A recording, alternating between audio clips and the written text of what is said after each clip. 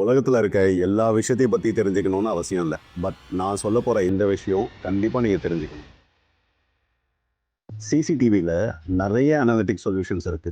But இந்த வீடியோல அதுல இருக்க ஒரு முக்கியமான அனலிட்டிக் சொல்யூஷனை பத்தி சொல்றேன். இந்த வீடியோவை ஃபுல்லா பாருங்க. Perimeter fencing. பெரிமீட்டர் ஃபென்சிங் பத்தி கேள்விப்பட்டிருக்கீங்களா? இது நீங்க நினைக்கிற எலக்ட்ரிக்கல் ஃபென்சிங்கோ இல்ல பார்ட் ஒயர் ஃபென்சிங்கோ கிடையாது.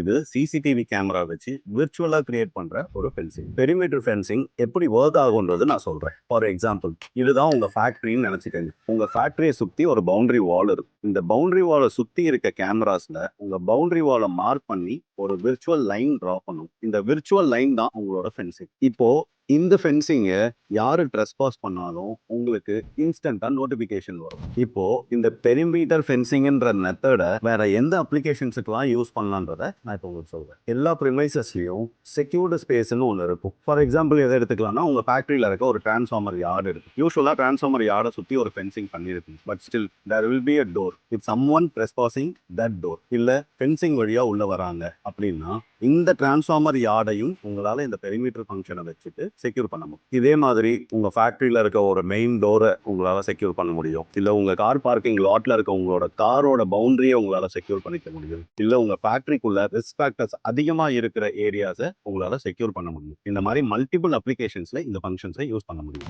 உங்க வீட்லயோ இல்ல ஆஃபீஸ்லயோ இல்ல ஃபேக்டரியிலயோ இந்த மாதிரி ஒரு பர்டிகுலர் ஸ்பேஸை செக்யூர் பண்ணணும்னு நினைச்சீங்கன்னா இந்த வீடியோக்கு ஐ கண்ட்ரோல் அப்படின்னு கமெண்ட் பண்ணுங்க.